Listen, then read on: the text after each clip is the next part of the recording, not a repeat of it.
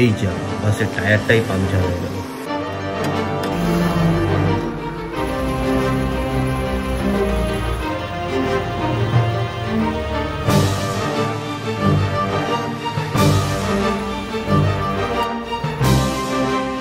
মালিগাঁও ফ্লাইওভারের নিচ থেকে আমরা বেরিয়ে যাব।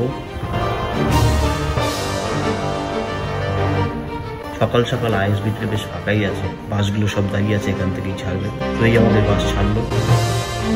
দুপুরে খাওয়াটাও বেশ সুন্দর ছিল। সূর্যোদয় অস্ত যাওয়ার জন্য প্রস্তুত। গুড মর্নিং গাইস, টাইম হলো 6:30। সূর্যোদয় উঠে গেছে আর আমি বেরিয়ে পড়েছি তিনসুকিয়ার উদ্দেশ্যে। তো বন্ধুরা, আমি আজকে যাব বাসে করে। উবের বুক করেছি, আসছে আমাকে নিতে। যাবো এখন আইএসবিটি। আইএসবি থেকে বাস কীভাবে যাচ্ছি, বাস কোথায় কোথায় থামবে, বাসের পুরো ডিটেলস আপনাদের সাথে শেয়ার করব। তো সঙ্গে থাকুন, জার্নিটা বেশ ভালোই হবে।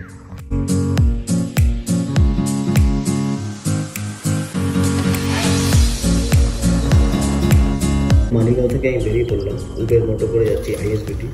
ডান দিকে দেখতে পাচ্ছেন আপনারা মালিগাঁও ফ্লাইওভার। তো আমি ফ্লাইওভারের নিচ থেকে বেরিয়ে যাচ্ছি।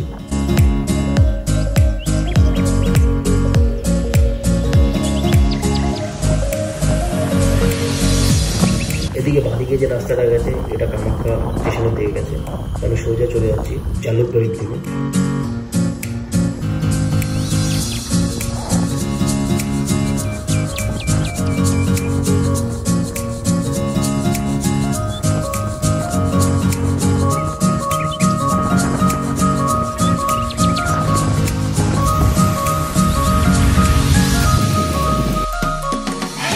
জালুকবাড়ি থেকে লেফট টার্ন নিয়ে উঠে গেলাম NH 37-এ। সকালবেলা খুব সুন্দর লাগছে ওয়েদারটা।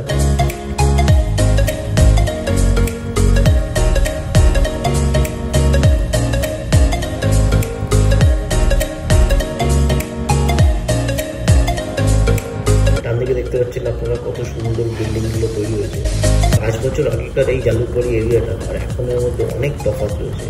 নতুন নতুন কত বিল্ডিং তৈরি হয়ে গেছে এখানে। ডান দিকে দেখতে পাচ্ছেন আপনারা ট্রেডিশন ব্লু হোটেল। তো যাই হোক, এই জায়গাটাতে আমি প্রায় 5 বছর ছিলাম, এখন আর এখানে থাকা হয় না।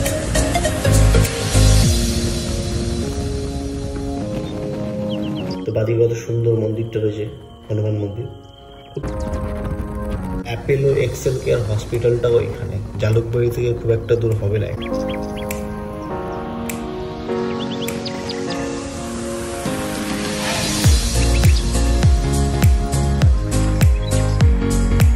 তো যাই হোক, আমরা এগোতে থাকলাম আইএসবিটির দিকে। সকাল সকাল সূর্যোদয় হয়েছে, কত সুন্দর লাগছে সূর্যটাকে। এরকম ওয়েদারে সকালবেলার জার্নিটা সুন্দর।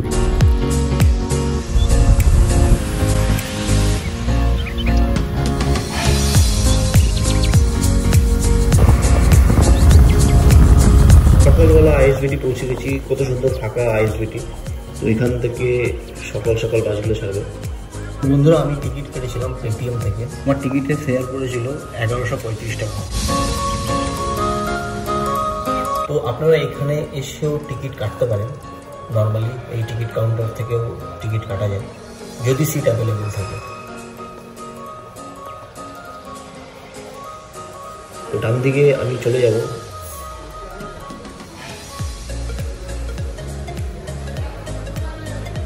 এই যে পিলারগুলোতে নাম্বারিং করা দেখছেন, এগুলোকে বলে বে নাম্বার। রেলওয়ে স্টেশনে যেমন প্ল্যাটফর্ম নাম্বার হয়, এইখানে বে নাম্বার অনুযায়ী বাসগুলো দাঁড়ায়। এই আইএসবিটি থেকে আপনারা বিভিন্ন জায়গায় যেতে পারবেন। নাইট সুপার, ডে সুপার চলে নর্মালি। এই হলো চ্যাটার্ড বাস, এটাতে করে আমি যাব। এসি, নন এসি, সিট এবং স্লিপার সব রকমের বাসই এখান থেকে চলে। আপনারা এখানে এসেও টিকিট বুক করতে পারেন বা অনলাইনেও টিকিট করতে পারেন। খুব সুন্দর ছিল বাসের সিটগুলো। মোবাইল চার্জিংয়ের জন্য USB পোর্টও দেওয়া ছিল। যাই হোক, বাসে উঠে নিজের সিট নিয়ে আমি বসে পড়লাম। সুন্দর লাক্সারিয়াস ভলভো বাসে সকালবেলা বেরিয়ে পড়বো আমি তিনসুকিয়ার উদ্দেশ্যে। তো যাই হোক, বাসে উঠে পড়লাম। বাস ছেড়ে দিল, দেখি কতক্ষণে গিয়ে পৌঁছি।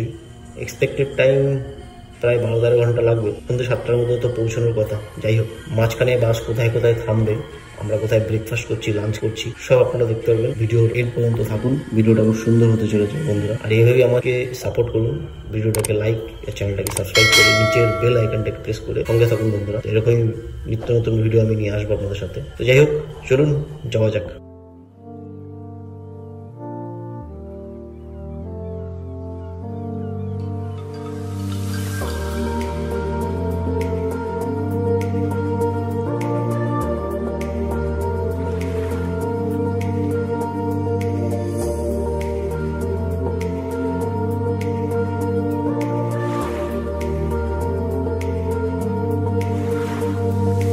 সত্যি জালুকবাড়ি থেকে খানাপাড়া পর্যন্ত NH-37 রাস্তাটা এক্সটেনশনের পর কত সুন্দর হয়ে গেছে, কত স্মুথলি চালিয়ে যাচ্ছে বাসটা।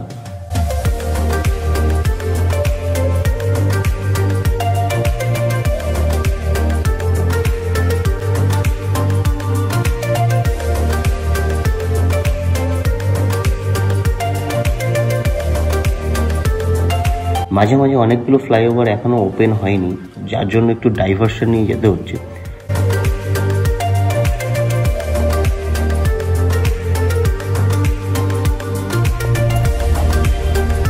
পৌঁছে গেলাম আমরা খানাপাড়া। এখান থেকে কিছু লোকজন আবার উঠবে, তারপরে আবার বাস চলতে শুরু করলো। সুন্দর পাহাড়ে উঠতে শুরু করলাম বন্ধুরা। আমরা আসাম ছেড়ে এখন মেঘালয়ের মধ্যে চলে এলাম। এই পোর্শনটা মেঘালয়ের মধ্যে পড়ে, আবার আমরা মেঘালয় ছেড়ে আসামের মধ্যে ঢুকে যাব।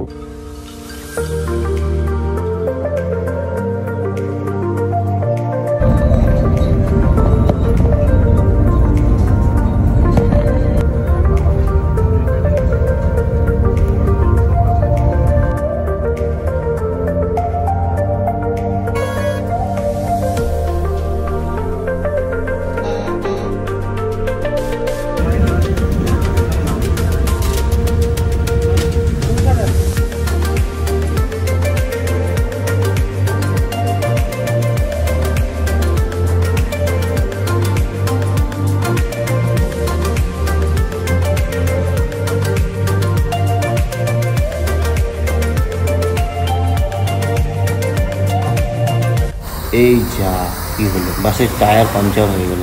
চাই না এখানে আবার কতক্ষণ স্পেন্ড করতে হবে। গাড়িতে প্রয়োজন মতো টুলসও নেই।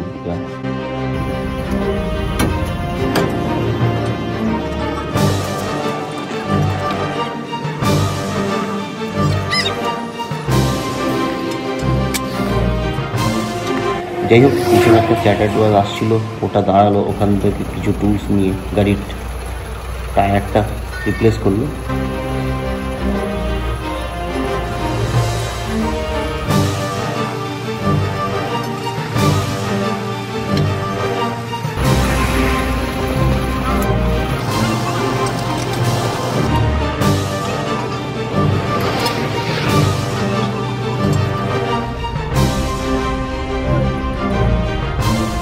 যাই হোক, আধা ঘন্টা টাইম আমাদের এখানে ওয়েস্ট হলো।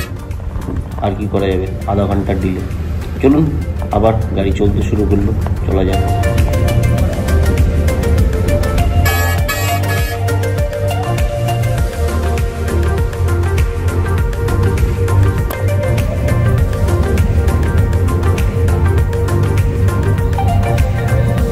পৌঁছে গেলাম নগাঁও। এখানে কিছু প্যাসেঞ্জার উঠলো, এই বাদি গিয়ে চলে গেছে নগাঁও সিটির দিকে। আমরা বাইপাস রোড হয়ে বেরিয়ে যাচ্ছি। সোজা চলে গেলে তেজপুর।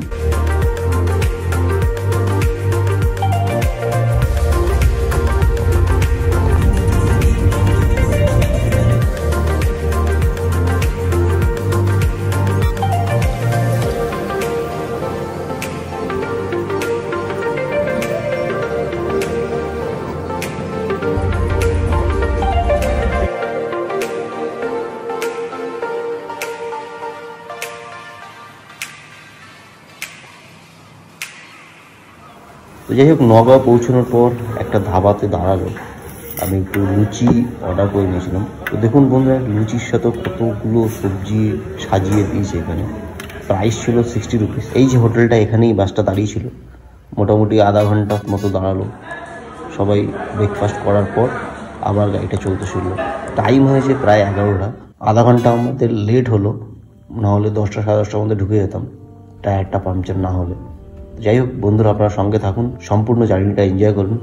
আরও অনেক কিছু আছে, একদম ভিডিওর শেষ পর্যন্ত থাকুন, আপনারা অনেক ইনফরমেশান এখানে থাকবে।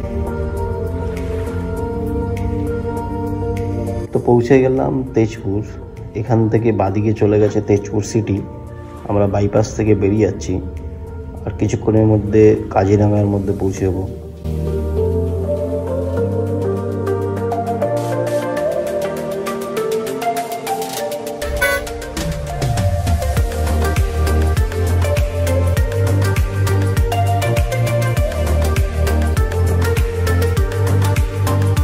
Welcome to Kaziranga. বন্ধুরা, আমরা কাজিরাঙ্গা পৌঁছে গেছি। তো কাজিরাঙ্গার ভিডিও আর দেখালাম না, তার কারণ ঘুমিয়ে গেছিলাম কিছুক্ষণের জন্য। এটায় দুপুর 1টা, আমরা পৌঁছে গেছি বোকাঘাট আইএসবিটি। এখানে এই হোটেলটায় আমরা খাওয়া দাওয়া সারবো। তো এই সঙ্গে আমার একটা সহযাত্রী ছিল, এই ভাই আর আমি দুজনে একসাথে লাঞ্চ করতে বসলাম। আমি অর্ডার করেছিলাম ভেজ থালি আর সঙ্গে আন্ডা কারি। ভেজ থালি প্রাইস নিয়েছিল 100 রুপিস, আন্ডা কারি 50। তো টোটাল 150 রুপিসে সুন্দর খাওয়া দাওয়া সেরে আবার আমরা চলতে শুরু করলাম।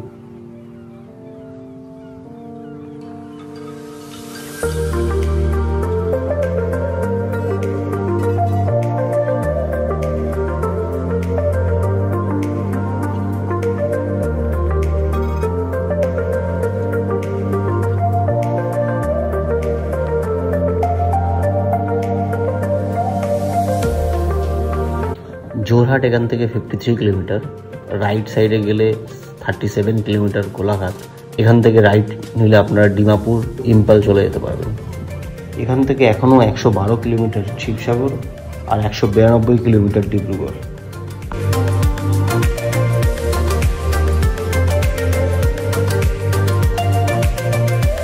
তো বন্ধুরা, এখান থেকে আবার ডবল লেন স্টার্ট হয়ে গেল।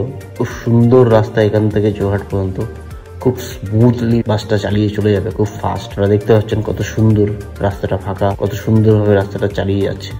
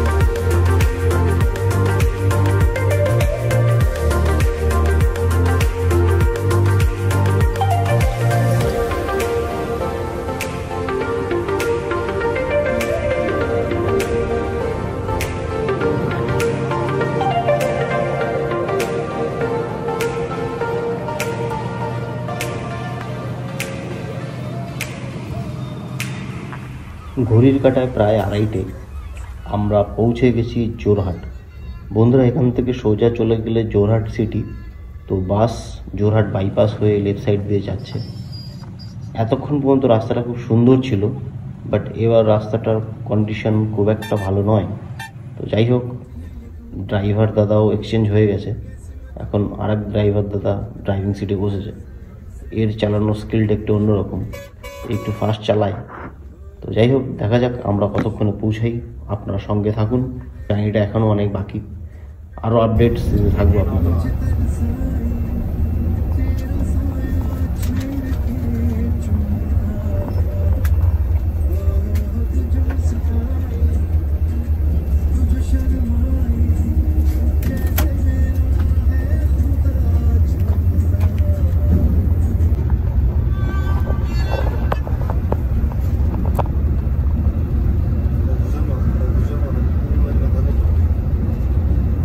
জোরহাটের পরে রাস্তার ডবল লেন হলো, ম্যাক্সিমাম জায়গায় কাজ চলছে। আপনারা দেখতে পাচ্ছেন রাস্তার দু সাইডে কাজ চলছে। এই রাস্তা কমপ্লিট হয়ে গেলে হয়তো এই রুটে খুব ফাস্ট যাতায়াত করা যাবে। তো যাই হোক, আমরা প্রায় শিবসাগরের কাছাকাছি পৌঁছে গেছি।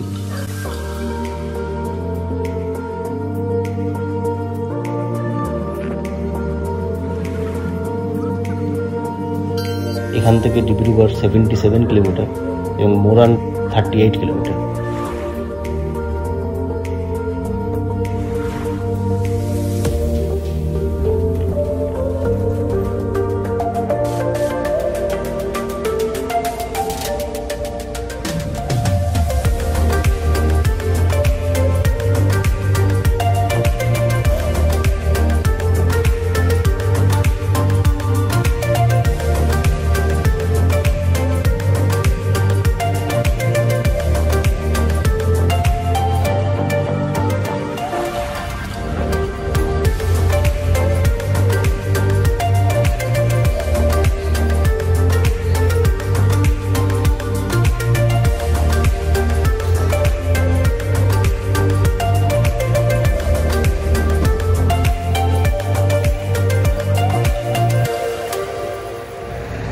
বন্ধুরা, আমার পিছনে দেখতে পাচ্ছেন হোটেল শিবসাগর। এখানে এসে বাসটা দাঁড়িয়েছে। এখন টাইম হচ্ছে গিয়ে 4:30 প্রায়। তো এখানে দাঁড়িয়েছে একটু চাটা খাওয়ার জন্য, দিদিকে একটু ওয়াশরুম যায় ইউজ করে তার জন্য। খুব সুন্দর এই বাসটা তবে আমরা এসেছি। আপনারা দেখতে পাচ্ছেন রাস্তায় কয়েকটা জায়গায় স্পেশালি দাঁড়িয়েছে, আমি আপনাদের দেখিয়েছি সেই জায়গাগুলো। বাস অলরেডি একটু লেটে চলছে। টাইম তো ছিল মোটামুটি 6টার মধ্যে পৌঁছবো, বাট মনে হচ্ছে 1 ঘন্টা লেট হবে। চলুন আপনার সঙ্গে থাকুন, দেখা যাক।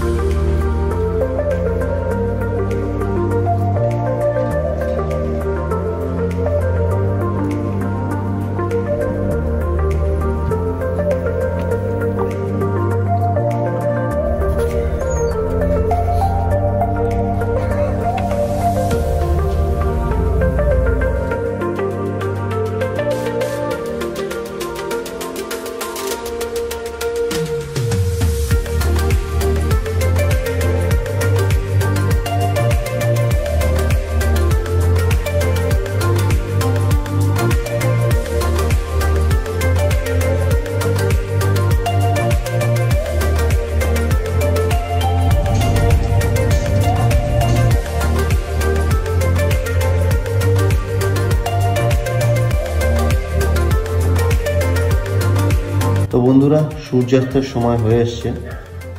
তো আমরা প্রায় মোরান ডিস্ট্রিক্ট হয়ে গেছি। এখন ঢুকে গেলাম মোরান। খুব জ্যাম এখানে, আস্তে ধীরে এখান থেকে বেরিয়ে যাব। তাড়াতাড়ি অন্ধকার নেমে আসবে, তারপরে বাইরে অত সুন্দরভাবে দেখাতে পারবো না। তো যাই হোক, তাড়াতাড়ি যাওয়া যাক, দেখা যাক কতক্ষণে গিয়ে পৌঁছই।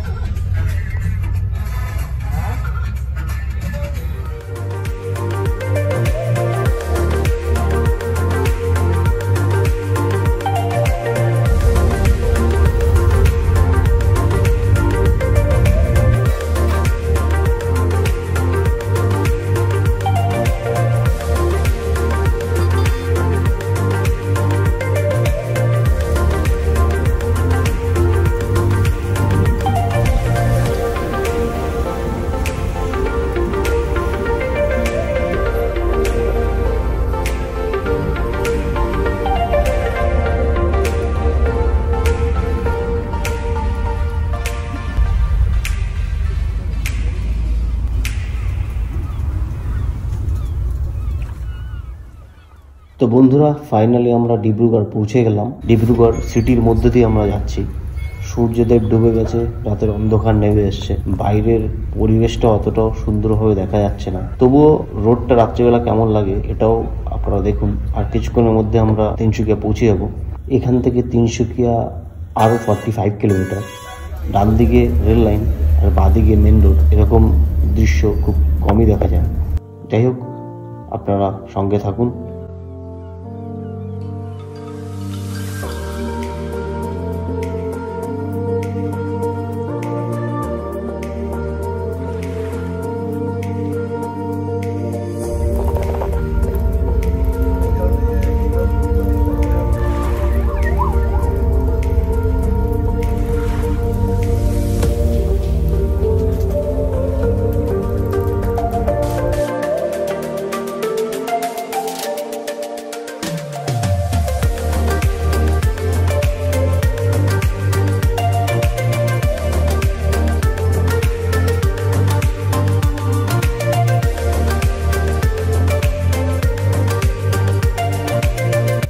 রাস্তাটা ডিব্রুগড় সিটির মধ্যে দিয়ে যাচ্ছে।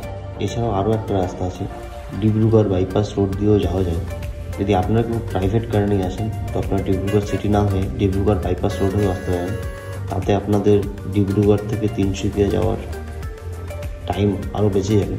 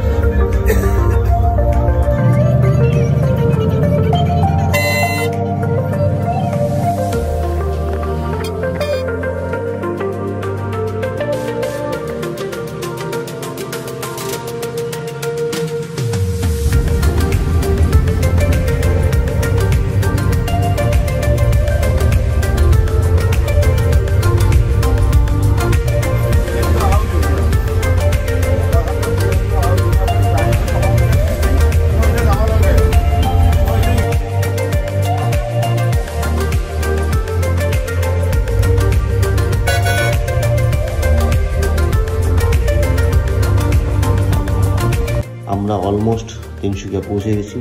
ডান দিকে আপনারা দেখতে পাচ্ছেন নিউ তিনসুকিয়া স্টেশন। এখান থেকে একটু ভিড়ভাড় শুরু হয়েছে।